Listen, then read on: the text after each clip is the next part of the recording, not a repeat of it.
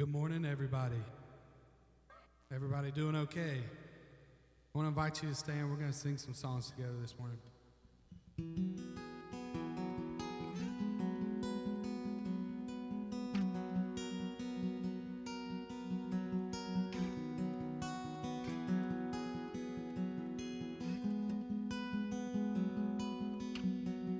Let's sing this together. You give life.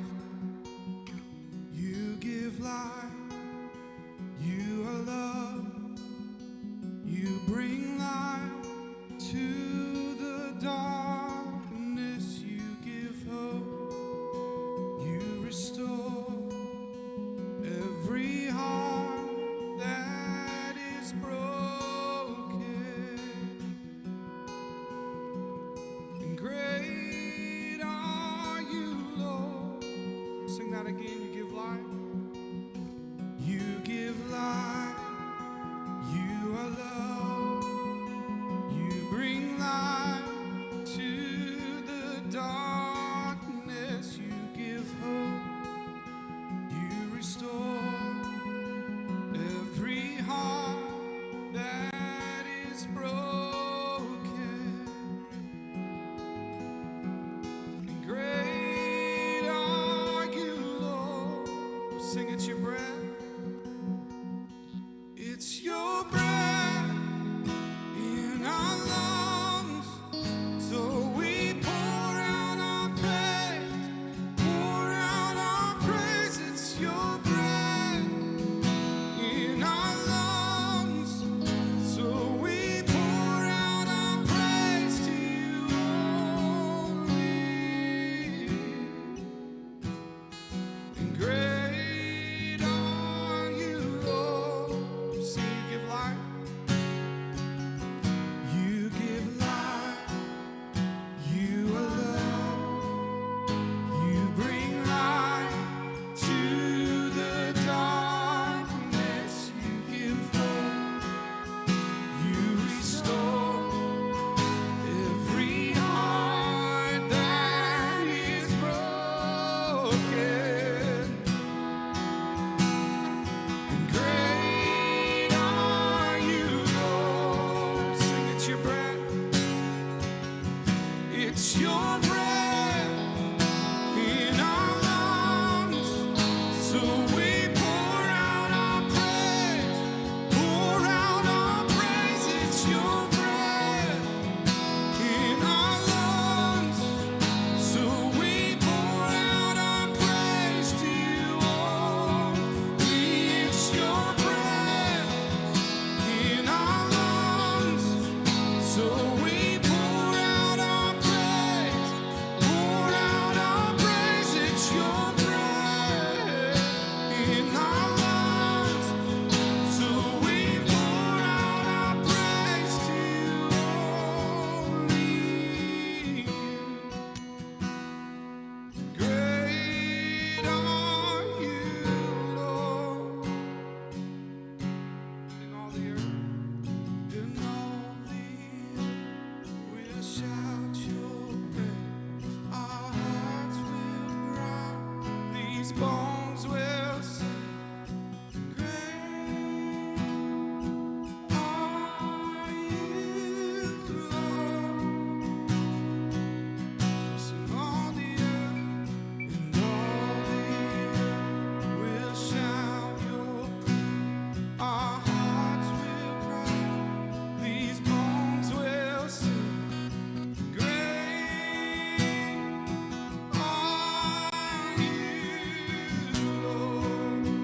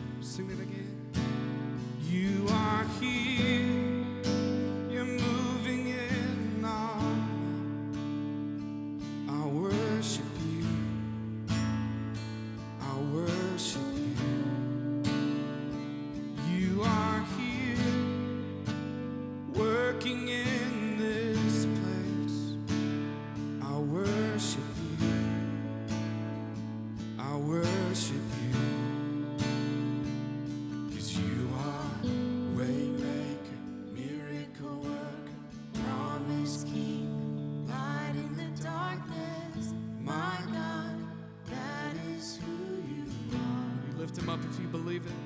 And you are waymaker, miracle worker, promise keep, light in the darkness, my God, that is who you are here. You're touching every heart. I worship you. I worship you. You are here. You're touching every heart. I worship you. I worship you. You are here. You're turning lives around. And I worship you. I worship you. You are here. You're mending every heart. I worship you. Yeah, I worship you, Lord. 'Cause you are waymaker, miracle worker, promise keeper, light in the darkness. My God, that is who you are. It's who you are. Waymaker, miracle worker, promise keeper, light in the darkness. My God, that is who you are. And you are waymaker, miracle worker, promise keeper, light in the darkness. My God, that is who you are.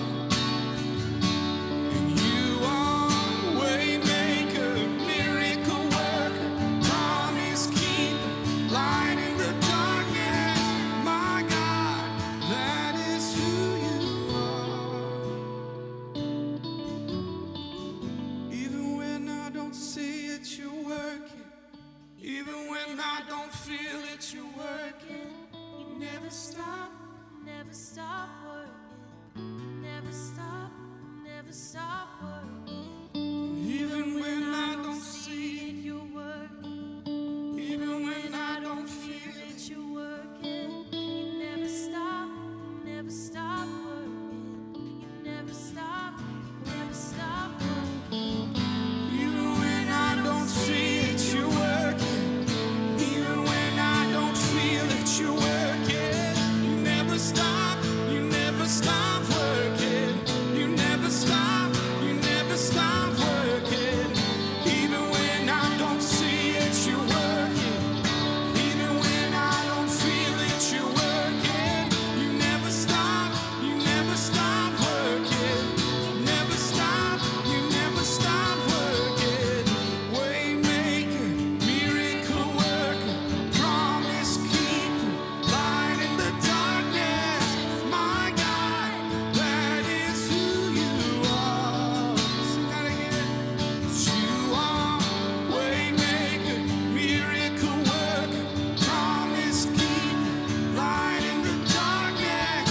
My God, that is who you are. And that is who you are. That is who you are. That is who you are. That is who you are. 'Cause you are waymaker, Miracle work, promise keep, light in the darkness. My God, that is who you are. Waymaker, miracle work, promise keep, light in the darkness. My God, that is who you are.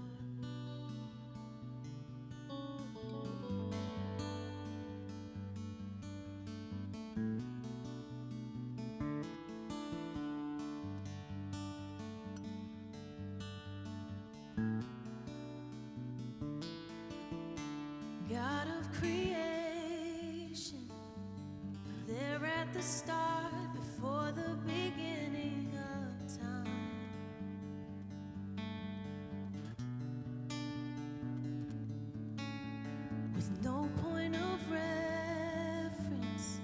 spoke to the dark and fleshed out the wonder of a life.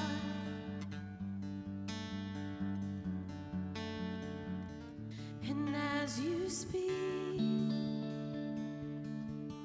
100 billion galaxies are born. In the vapor of your breath, the planets form. If the stars were made to worship, so will I can see your heart in everything you've made. Every burning star, a single fire of parade. If creation sings your praises, so will I.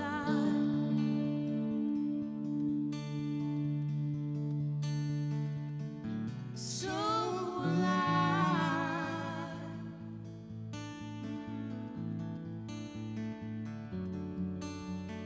God of your promise, you don't speak in vain, no syllable empty your voice. Thank you, Lord.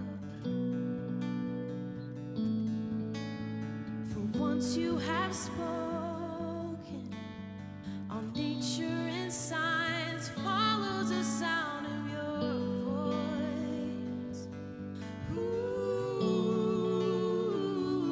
And as you speak, 100 billion creatures catch your breath,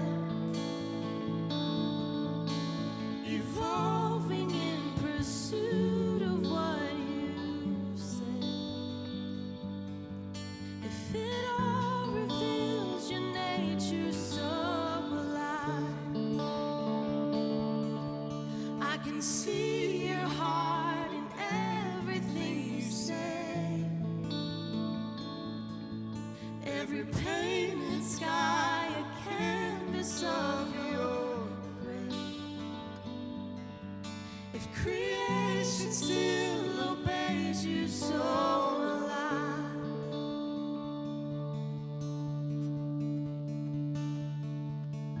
So will I.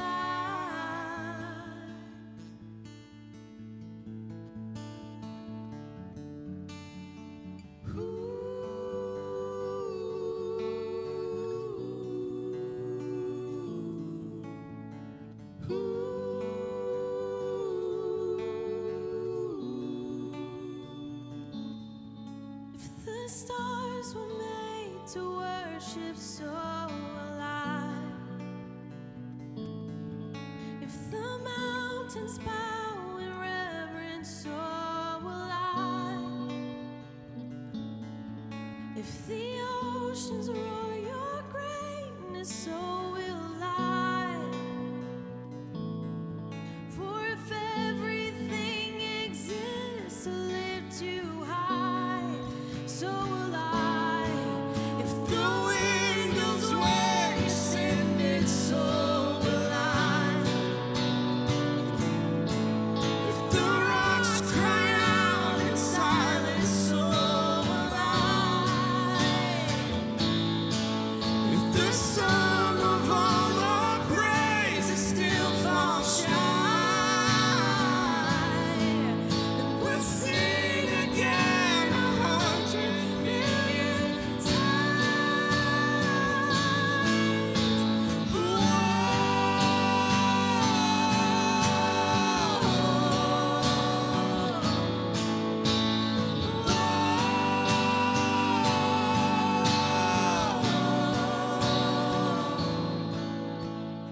God of salvation, you chased down my heart through all of my failure and pride.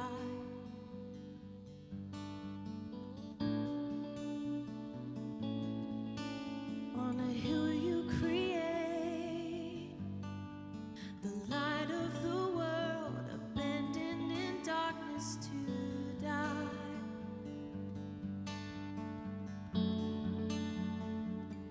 And as you speak,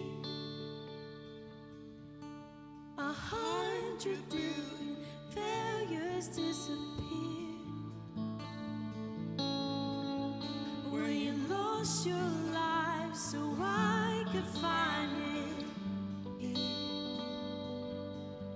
If you left the grave behind you, so will I can see your heart and everything you've done. Every part designed in a work of art. If you gladly chose surrender, so will I. Yes, Lord.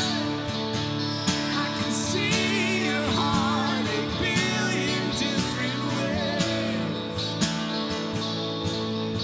Every precious one, a child you died to save.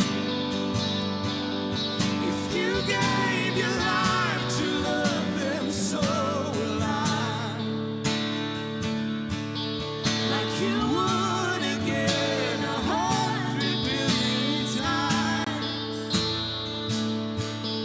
But one measure could amount to your desire.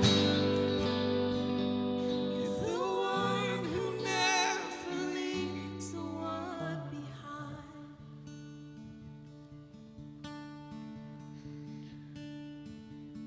Talking about surrender this morning. And as I was listening to that song first service, it's so wordy, like there's a lot of stuff to it, but there's so much like gold within that song, right? There's so much richness to it. And as I was listening to it this morning, I was thinking, you know, we're talking about surrender, and we're talking about even the rocks cry out. That's surrender. Even the oceans bow down to him, the mountains bow down to him. We see creation fully surrender to God. And then it kind of ends with that last phrase that we just had, if you willingly chose surrender. You willingly laid your life down. Even Jesus sets the example of what surrender really is. So if we can't get a clue from what creation's doing around us, creation listening to Jesus no matter what, let's get our example from Jesus laying his own life down and surrendering to the will of God. And what's so perfect is we have a symbol of this every single week. And you can stay standing. We're going to do communion a little different this week. But if you'll grab that little cup you should have gotten coming in. Every week we feel it's important in worship to not only sing out in worship, to learn and to study the Bible, but we think one of the most important parts is communion. And we never want this to be filler. We never want this to be transitional, but we want this to be a moment where we can just sit and say, I am in surrender to God because of the example he gave to us. And so if you'll pull that top back and pull out that cracker. And the night Jesus was betrayed, he sat down with his guys and he said, look, in a couple hours, I'm going to show you what real surrender looks like. And after that, every time you get together with your family, with your spiritual family, I want you to take this and remember my body that was beaten for you. So we do that this morning. And in the same way, when they were done passing the bread, he passed around this cup. And he said, in case that bread wasn't enough of a reminder, I want you to take this and remember my blood that was poured out for you in full surrender. And so we do that this morning. God, we're going to talk about some tough stuff today that we generally don't know how to describe. And we generally don't know how to put it into words. We don't know how to put it into action, God. But I pray that you will prep our hearts right now in just focusing on the sacrifice that your son gave to us, the real blood that was poured out, the real bruises that he had for the sake of surrender, God. And I pray that we can see that, and what we push back to you is gratitude, and what we push back to you is our own surrender to your will in our lives, God. Thank you for everything that's happened that brought us to this moment, God. Your son dying for us, coming back out of the grave and giving us the freedom to live in your grace. We love you so much. And I pray that we can show that in surrender to you. In your name I pray. Amen. You guys can take a seat. I'm going to do something a little bit different to start off the service. I don't generally get the stage without a guitar where I can just kind of talk about whatever I want to. So today I'm going to talk about whatever I want to. And I'm going to do that, but first of all, my name's Evan. I don't know if I've had the pleasure of meeting you. If usually on stage before and after service, getting everything ready, so I don't get a chance to kind of shake hands and meet everybody. But I'm on staff here at Catalyst, and I do, we don't like the term associate pastor. It seems a little old school, but I do like worship, youth, and then a couple of tech things around here to keep us going. But today, I have the opportunity to talk about some youth stuff, so I'm going to put my youth hat on, right? And you might be asking, Evan, did you wear a hat just so you can make that joke? And yes, 100% I did. I've got my youth hat on as the youth minister, and so what I want to talk about real quick, you saw out in the lobby this beach chair and these sign-up sheets with some teenagers around it hanging out. Here's what we're doing. For summer, we have some really awesome trips and retreats that we want our students to go on that are just going to be impactful, that are going to be life-changing, and just a good break, especially from this last year and a half that we had.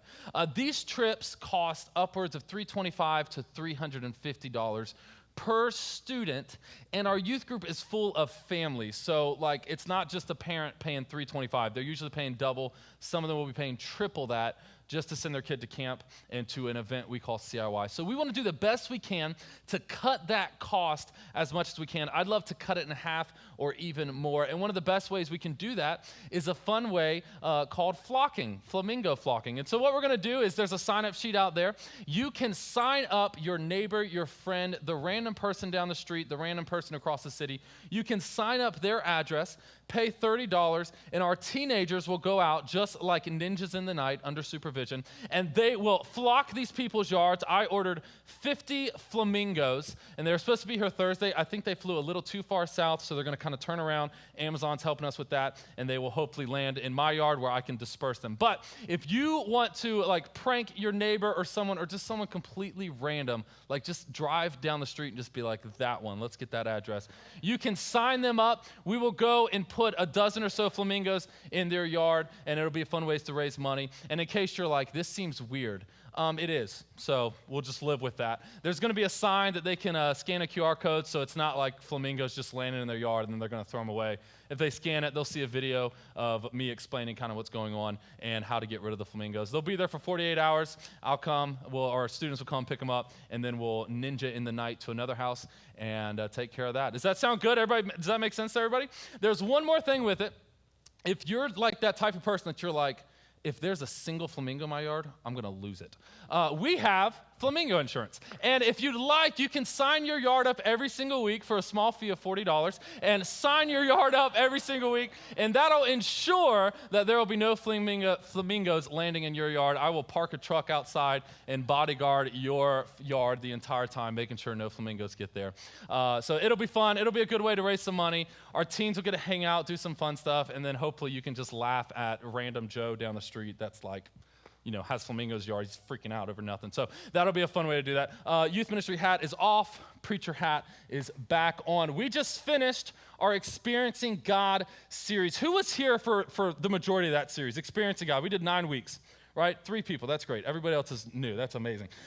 We did 9 weeks of Experiencing God, and I don't think it's too far of me to say this was the most unified spiritual step that we've taken as a church. Does that make sense? Like, I think this was the biggest, where we came together as a church and we said, we're going to grow together through this series. In the past 9 weeks, the stories that have been told during connection groups, the moments that have happened in here, the baptisms that have happened during service have been amazing. And I'll tell you what, even more important than that, the conversations I'm having with people that I thought were just so far gone, that didn't care, that didn't want anything to do with it, the conversations I've had with these people that they're saying, yeah, I read this week in the booklet. And to me, I'm like, what? You're like keeping along? That is amazing. And it brings me back to that Waymaker line, even when I don't see it, you're working. And even when I don't feel it. Man, there's some times where we don't see it and we don't feel it.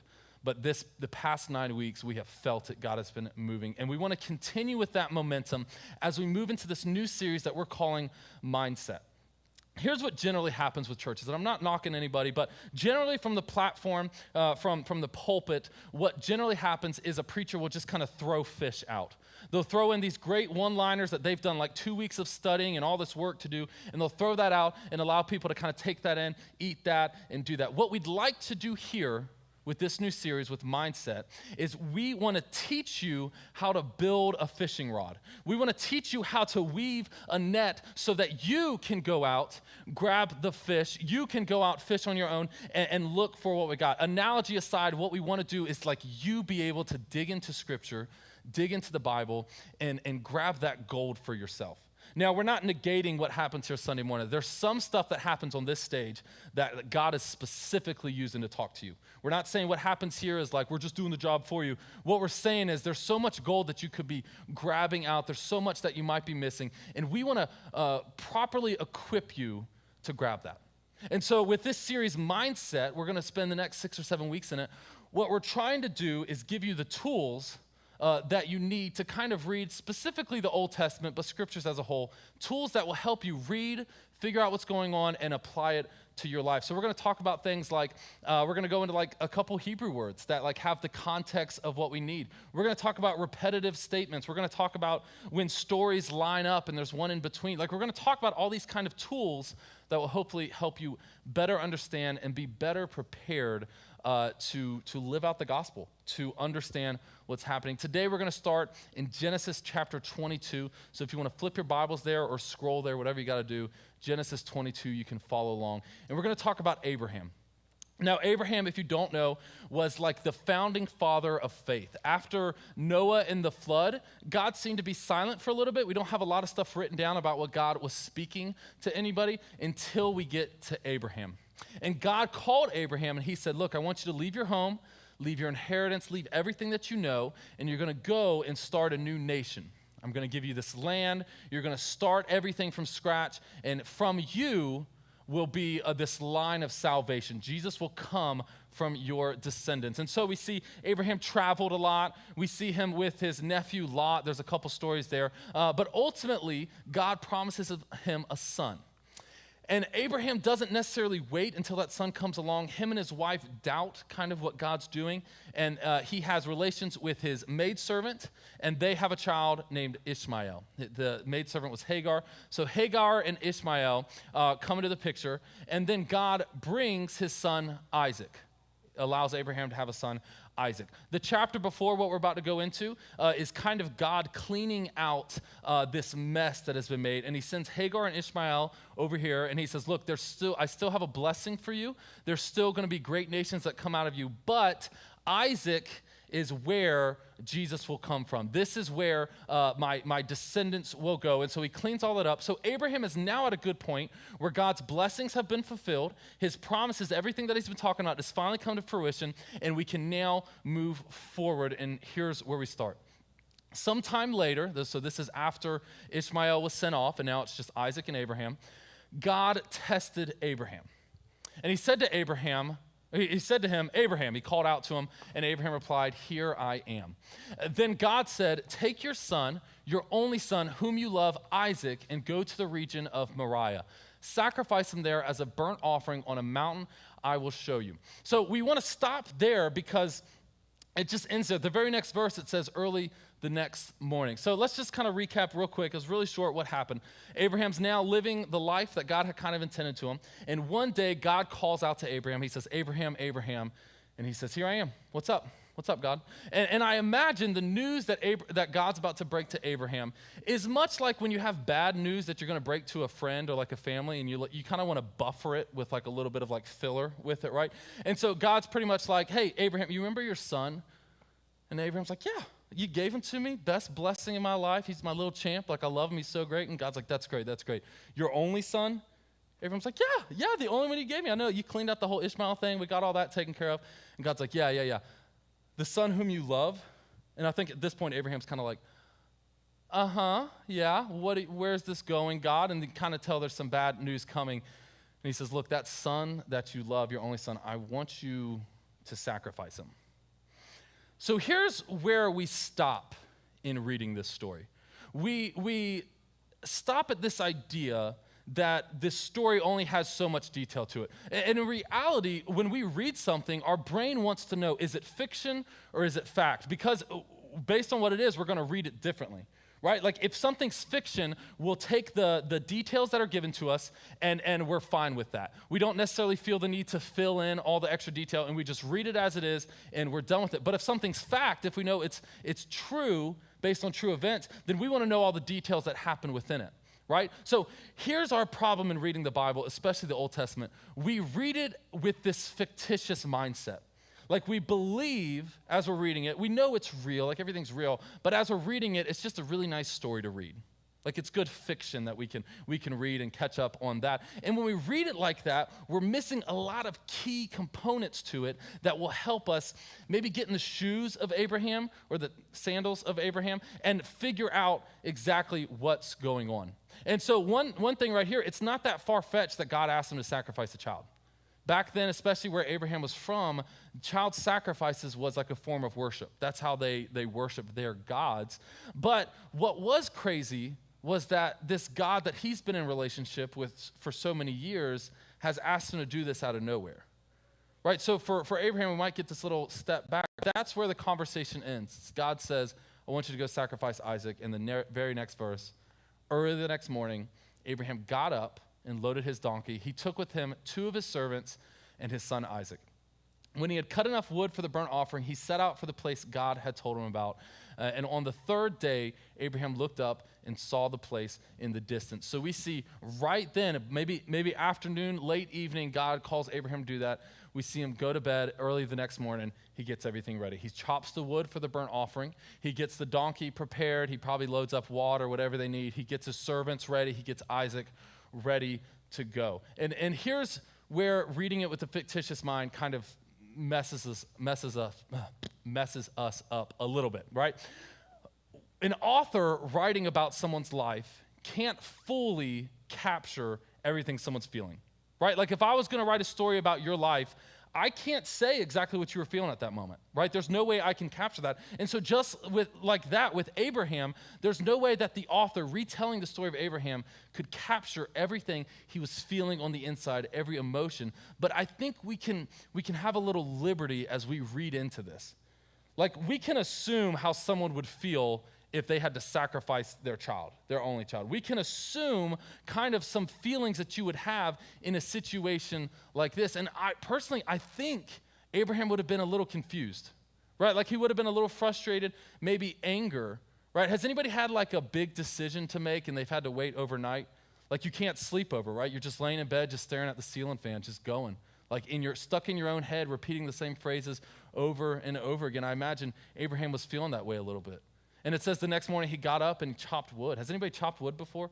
Right, like there's a lot of aggression that kind of has to go into it. And when we get aggressive, there's a little bit of adrenaline. And with adrenaline builds a little bit of anger. I would feel that Abraham might feel a little bit of anger as he's chopping this wood. Like, why would God ask me to do that? And as he's preparing everything, it's not like it was overnight. It was 3 days that they had to travel. See, when we read the story, we like to think like God asked Abraham, sacrifice your child. And then in like 2 seconds, he pulls a knife out and the story's over. Like that was easy. There was adrenaline in it. It was easy to do that. But the truth is, God asked him to do it and it was almost 3.5 days later. Like what happens in those 3.5 days? You're thinking, you're contemplating. You've got this tension inside you. You're trying to figure out what's going on. And in the 3 days he was traveling, who was traveling with him? Isaac. His son that he was about to sacrifice was traveling with him. And we get this idea that like Isaac's like this little boy and like Abraham's like, come on, champ, let's go. The truth is Isaac was about 25 years old, give or take, 20 to 30 years old. So he was a man. So him and Abraham could connect together in like that man way as soon as like your son kind of grows up into adulthood. Like there's that connection that you have that's a little bit different. So Abraham is spending 3 days of forced quality time with his son just so that he could go to the end of the road and kill him, right? Like we try to act like there's no emotion behind this and Abraham just did it because God told him to. The truth is Abraham, by the end of this, had a decision to make. And I think something very important that we learn from this is that God allowed and gave time for Abraham to struggle. Like we don't like to think of that because we like to picture a God that everything's perfect and everything's easy and it's just such a smooth road. But the truth is, God gave Abraham time to struggle. And in our society today, we don't like to think about struggling because struggling means, like, today it means you've lost, right? People think, oh, if you're struggling, then like you're a loser, you lost, you don't have it in you, you're not good enough. But the truth is, what happens in a struggle?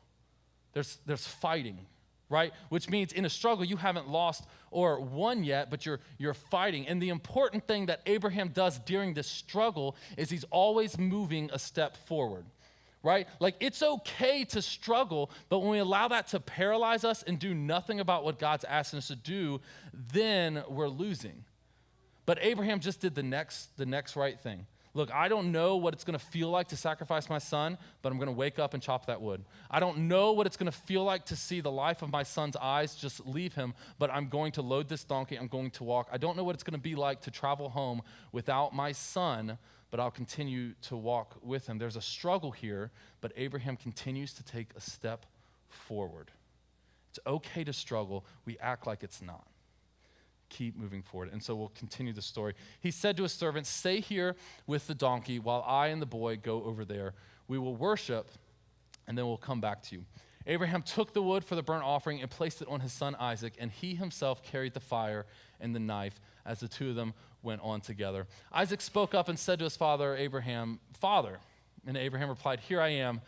"The fire and wood are here," Isaac said, "but where is the lamb for the burnt offering?" So stuff's kind of connecting. They left the donkey back there. Maybe during the 3-day journey, Isaac was like, "Oh, we're gonna sacrifice the donkey." But at this point, he's like, "Well, the donkey's back there, and I got the wood, and he's got the fire. So, God, like, what's happening here?" Abraham answered, "God himself will provide the lamb for the burnt offering, my son." And the two of them went on together. When they reached the place God had told him about, Abraham built an altar there and arranged the wood on it. He bound his son Isaac and laid him on the altar on top of the wood. So we get this picture that they're done traveling, they're there, which is another note to think about. God never told him exactly where to go. He said, "I'll show you the place." So he could have been traveling for 3 days, 3 hours, 5 days. Like, Abraham didn't know until he's contemplating all this with no end in sight, right? And so God finally, "Hey, this is the place. I want you to go up that mountain. That's where it's going to happen." Abraham talks to his servants, "Hey, you guys stay here, stay with the donkey. I'm going to grab the wood, put it on Isaac. We're going to go up there, worship, and we'll be right back." So as they're going up, Isaac's like putting 2 and 2 together, not really sure like what's happening. And Abraham's response, God will provide the lamb for this sacrifice. And they get up there, and it says he bound his son Isaac and laid him on the altar. So if Isaac is about 20, 25 years old, that will put Abraham at 110, 115 years old. I don't know about you, but I have never in my life ever seen an elderly man be able to overcome, tie up, pick up, and put on like a wooden altar like a young man, like a 25-year-old. Has anybody ever seen that before? That right. I mean, I think at some point Chuck Norris will reach that age, and like we'll be able to see that, and that'll go viral on YouTube. But right now, that doesn't make sense. So what does make sense? Isaac willingly submitted to what his father needed. Right? It says he bound his son Isaac.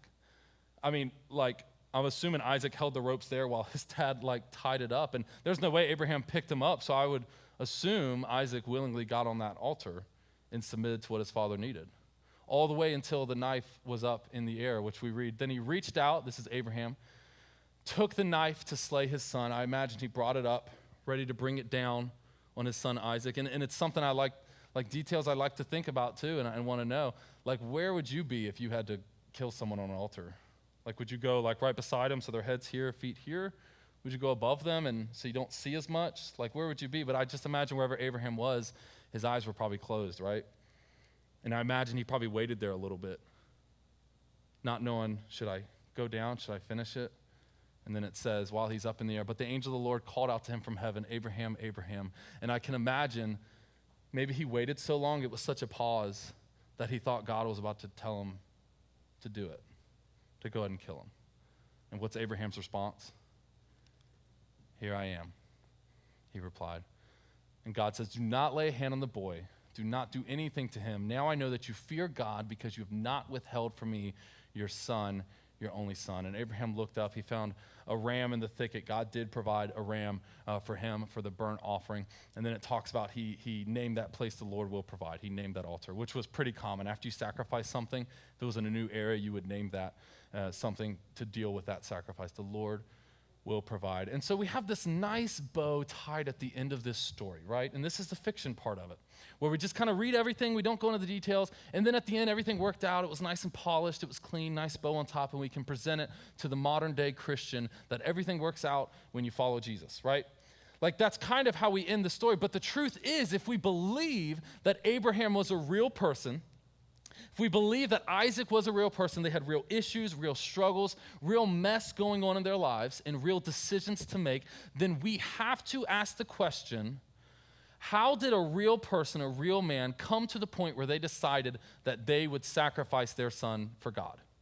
Right? We don't usually ask those questions, but let's think about it. How did a real person come to that decision where they would sacrifice their son for God? I mean, honestly, I have a hard time keeping up with a Bible reading plan with my connection group for God, right? Let alone sacrificing my dog, because I don't have any kids, so there's that. But I don't think I could bring myself to a point to do that, and yet there's a real person that we're talking about that came to that, and we have to ask ourselves, how did he come to that decision where he would fully do what God asked him to do? And here's one of the tools that we're going to talk about in mindset: repeated phrases. If you ever look in a story and there's one phrase or one word that's repeated multiple times, 3 or more times, you most definitely want to go back and figure out why it's saying that. If it's the same phrase in the same story, go back and look on what it is. And today we had this one phrase pop up, "Here I am." Seems kind of weird, right? We're talking about Abraham sacrificing his son. Why is "here I am" so important? But we see it comes up in verse 1. God called Abraham, and what's his response? "Here I am." Isaac called for his father. "Hey, where's the lamb?" And Abraham says, "Here I am. What's up?" And then verse 11, God stopped Abraham from bringing the knife down. He says, "Abraham, Abraham," and his response is, "Here I am." So why is this phrase so important? In all means, it just sounds like a geographical location. If someone was over there, "Evan, where are you?" "I'm right here. I'm on stage. Here I am." Right? But when we dig deep into what this word actually means, the Bible, the Old Testament, was written in Hebrew. And so this word that we have is Hanani. Everybody say Hanani. Yeah, this is the Hebrew. You guys know Hebrew now. Perfect. This Hebrew word Hanani is rich and full of meaning that a lot of times the phrase "here I am" doesn't necessarily catch. This is a word, Hanani, that is emotionally charged. It's got so much meaning behind it that we just cannot capture it. In our language today, we have to put sentences together to fully form what this word means. And Hanani is not just "I am here I am." It's "here I am." It's a spiritually saying, look, I'm present before you, but also I am ready for whatever you need of me. I am totally available for whatever you're about to ask me to do. It's a declaration of surrender. And we see this word Hanani pop up all throughout the Old Testament. There's almost 900 uses of this word throughout the Old Testament, and a lot of them come up as the phrase "here I am." We see it in Genesis 31. "The angel of God said to me in a dream, 'Jacob,' and I answered," what does that say? "Here I am," right? We see it with Moses. When the Lord saw that he had gone over to look, God called to him from within the bush, "Moses, Moses," and Moses said, "Here I am." The Lord called to him in a vision, "Ananias." "Here I am," he answered, right? In each of these situations, this was the beginning of the conversation. Generally speaking, we're not willing to say, "Hey, I'm available for whatever you need," until later in a conversation. But each one of these, they started out by saying it. God called out to Jacob. Do you know what he was asking him to do? He said, after he said, "Here I am," I want you to go home. And you know what was waiting for him at home? His brother that pledged to kill him no matter what. So God called him to do something absolutely insane. With Moses, what was he about to ask Moses to do? "I want you to go to the most powerful person in the world right now. I want you to bargain with him for a little bit, and I want you to free all of my people." And the last one, Ananias, this is a little unfamiliar, but there's a guy named Saul whose job, he made a living out of killing Christians. And God called out Ananias. He said, "Hey, you know that guy? I want you to go convert him, make him a Christian. It might be a little awkward, but that's what I'm asking you to do." In all of these situations, each person, each servant of God presented themselves with Hanani before even knowing the details. They didn't have to ask what God wanted. Their initial response was availability. "I'm here, I'm ready for whatever you need, and I'm totally surrendered to whatever you need." So if we apply that to the story of Abraham, at the very beginning, verse 1, God calls out to Abraham, and what's his response? "Here I am." in total surrender to whatever you're about to ask. When he says Hanani, he's basically saying, look, it doesn't matter what you need of me, I'm going to do it. Like, I'm here. It doesn't matter what you're calling me to do. I'm already on my way. Like, whatever you need, God, I am in full surrender. And ultimately, God is asking the same of us. The same exact attitude of availability, readiness, surrender. He's asking us to do that. But generally, like, if a friend asks you, like, hey, can you do me a favor? What's our response to them? It's usually like, yeah, sure, whatever you need. But what are we really thinking on the inside? It depends. Like, I'm not going to, give you my kidney or something like that. Like it depends what we want. We want more details before we decide if we're going to help people, because we want to decide how much of my resources am I willing to give to this person? How much of my time am I willing to give to this person? How much of who I am I willing to sacrifice for this person? Because generally, with people around us, our sacrifice is limited, right? Like, you're not willing to take your life for everybody. There's probably a few people in your life that you're willing to do something extreme for. Everyone else, we have a limited sacrifice, limited resources, and limited time for all those people. But Hanani is God asking us to remove those limits with him. Like, he's like, look, I get it. Like, there's only so many resources you're going to give to them, so much time you're going to give to your friends, but I want full availability. Clear your calendar for whatever I'm about to ask you to do. I want full surrender from you. I want you to follow me without needing to know the full plan. And this is where we get caught up a lot. But this is also where we see Abraham. Although there may have been struggles, there may have been pains, there may have been issues and tension and frustration with him, his response was still, I'm here. Whatever you get, I get it. Like, I'm hurting so bad right now, God, but like, I'm here. For whatever you need, I am available. And we got to ask ourselves, how is he there? Like, we get it. He's willing to sacrifice his son because he's available. But like, how do we get to a point of total availability? How do we get to a point where we're willing to close our eyes, lay down on our knees, and surrender to God because, you know what, I don't care what you're asking of me, I'm ready for it? How do we get to that point? And I think all of it's summed up in this right here. Our ability to say Hanani, our ability to say, here I am, reveals how much we actually trust God. It reveals it, because here's the thing. We can all, if I was like, do you trust God? Yes, with my whole life, obviously. Cool, can you go over there? Ooh, no, I don't think so. Like, I'm good, comfortable here. Trust God, trust that everything's fine, but I'd rather do it on my own. This reveals how much we trust God. There's probably only one person in my life, legit, that I would literally, if they were like, hey, can you do me a favor? I would literally do anything. And that would be my wife. Like, literally, if she was like, hey, I need your kidney. And I'll be like, okay, I don't know why, but here, and I'll cut it out myself and give it to her, right? There's only one person I'd be willing to do that with, and that's because, and Dwayne, sorry, my bad. Dwayne, too. You ain't getting my kidney, man. There's only... I'm willing to do that for my wife because I fully trust that she will not ask more than I can give her, right? I fully trust that she would not ask me to do something that I don't have the ability to do, and I trust that because we have a relationship that we've built with each other, that she knows me, I know her, she knows my resources, like, I get all of that. So if it's do you need a favor, it's anything, except one condition. Like, I think, guys, you might know this. I thought I was alone, and then I saw someone put it on Facebook a couple weeks ago. Like, you know what I'm talking about, where you like just get in bed, like it's been a long day at work, you just get in bed, you get tucked in. She watches you get in bed, she watches you get comfortable, you put your phone on the charger, and then right when you lay your head down, what do you hear? Hey, can you do me a favor? Can you give me a glass of water? Can you do this? What? You just watched me get in bed. Are you serious? You didn't ask me 5 minutes ago when I was taking my shoes off, right? Like, we all get that. That's probably the only condition. But what do we always do? We get up out of bed and we go get whatever they need, right? Because we love them. But we are willing to do that to very specific people in our life. And Abraham was willing to do whatever God asked. He was surrendered to his will. He was available for the same exact reason I'm willing to do anything for my wife, because he trusted him.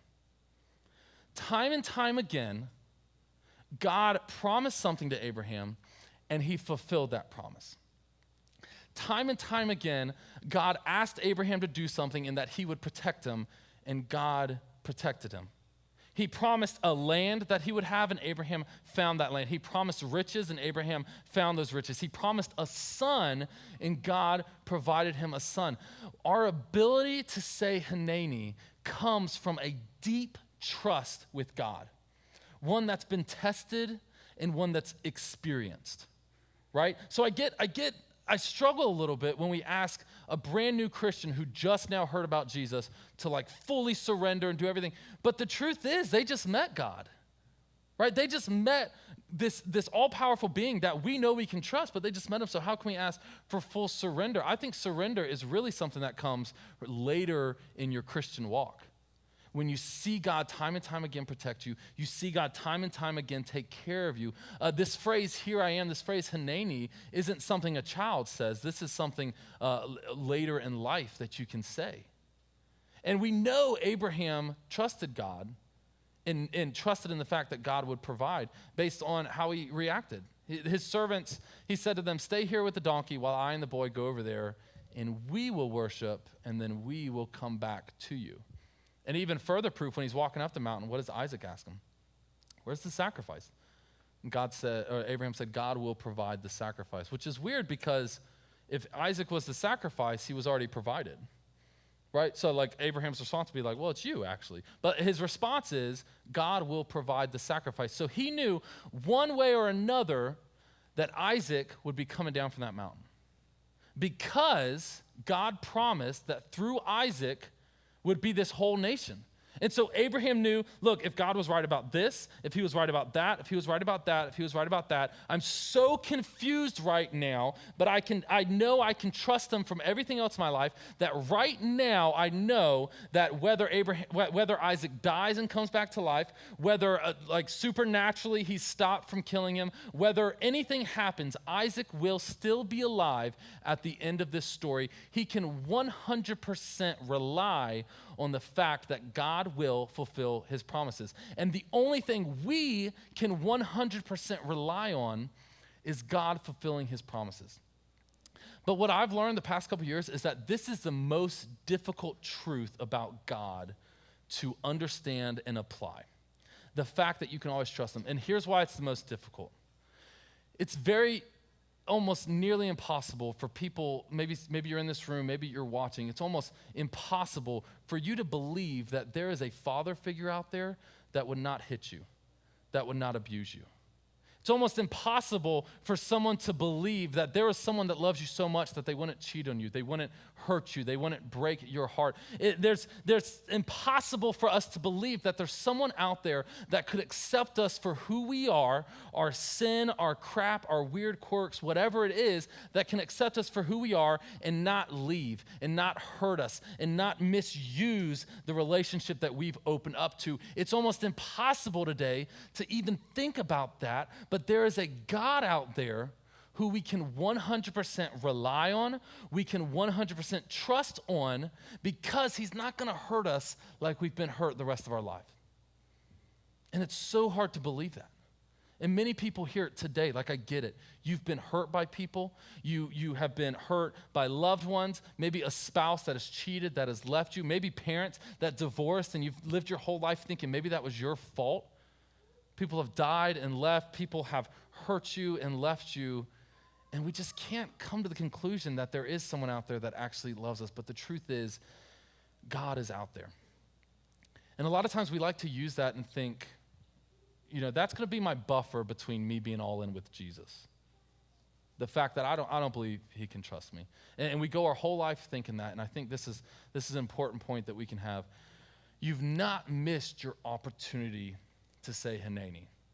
You've not missed your opportunity to declare surrender. You've not missed the chance to go all in with total readiness, total availability to God. And I can say that because it's funny about this story. This is one of the last accounts we hear of Abraham as like the main character, right? In a couple chapters, we see that he dies. But as far as like him doing stuff, this is pretty much the last story we have of Abraham in his life. But we have tons of chapters before of Abraham doing all this great stuff and stories of Abraham. And so it's interesting that this is the last account of Abraham, and yet it's the first account we get of him saying this phrase, here I am. Like, this was a popular phrase back then. There's not anything to read into. The Jewish people understood Hanani was like, whatever you need. I'm here. I'm surrendered. I'm available for whatever you want. So why was it near the end of Abraham's life when he first declared this, or at least the first written account of him declaring it? In fact, we have almost the opposite of his life throughout the Old Testament, throughout Genesis. There's this crazy story of when he was leaving his hometown, finding this land that God promised him. God told him to go to Egypt for a little bit. And as he got to Egypt, one of the high officials there had his eye on Abraham's wife, Sarah. And so Abraham made up the story that, no, it's not my wife, it's my sister. And so he'd be safe because he didn't want to be killed by this high official.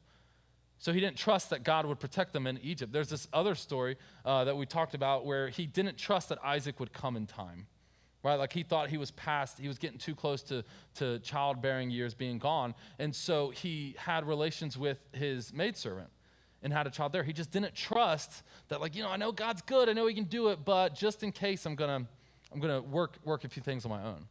And there's another story where he made the same exact mistake. Instead of in Egypt, he went to this other nation where there was this king named Abimelech.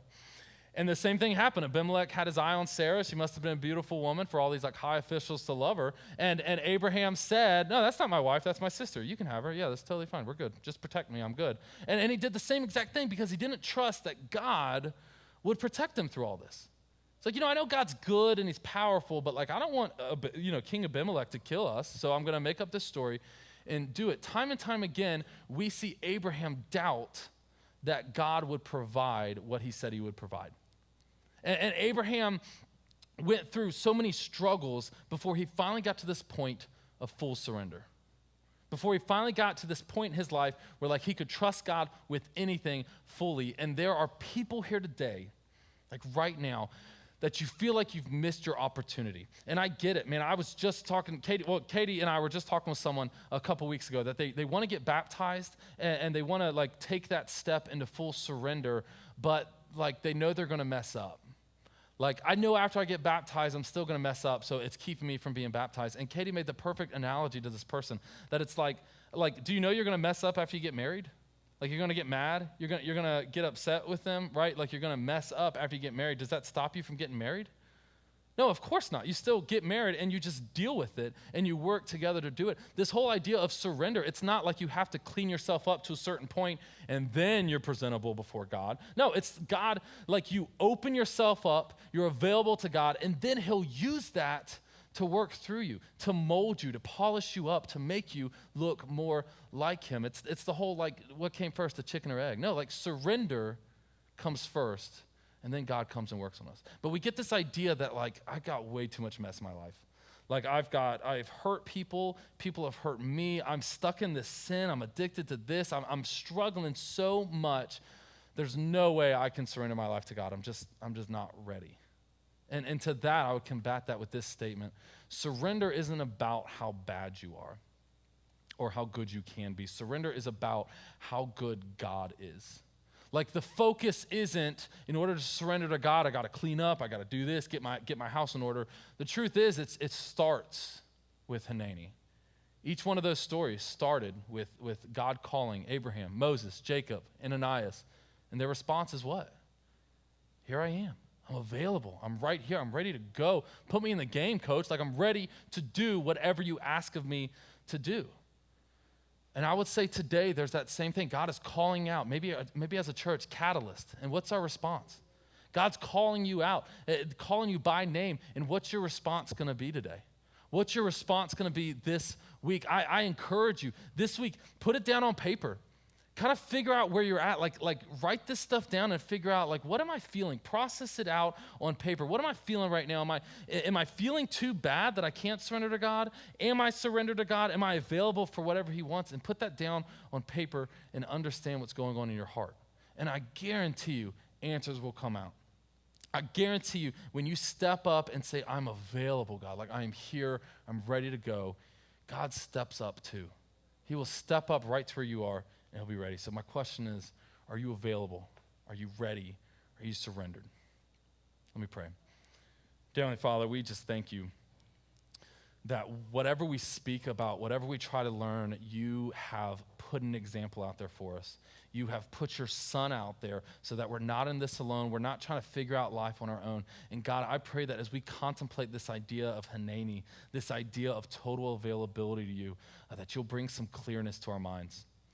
Any doubts we have, let us not turmoil over them too much, but fight through them, struggle through them to come closer to you. God, I pray that we can declare this as a church, that our community can be changed because we are a church that's available. Whatever you're calling us to do, we're ready to go, we're ready to do. God, I pray that you will just be with this church, be with these people as we go out and we try to figure out what it's like to live for you, and give us the blessing, give us the encouragement, and give us the strength to do that. In your name I pray. Amen. You guys can check out the screens. We got some announcements. Good morning and welcome to Catalyst Church. Whether you're here in person or online, we would love for you to fill out your digital connection card. You can find that on our hub at catalystchurch.info. While you're doing that, let me tell you what's coming up at Catalyst.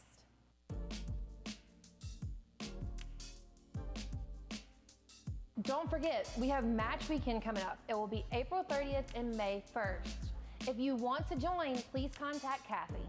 Coming up on May 9th is our Child Dedication Sunday. If you have any questions or would like to sign up, please contact Holly. Tonight, from 5 to 7, we have our Catalyst Student Ministries Engage.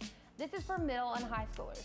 We would love for you guys to come on out, hang out with us, play some games, learn a lesson, and even break down into small groups. Hope to see you there.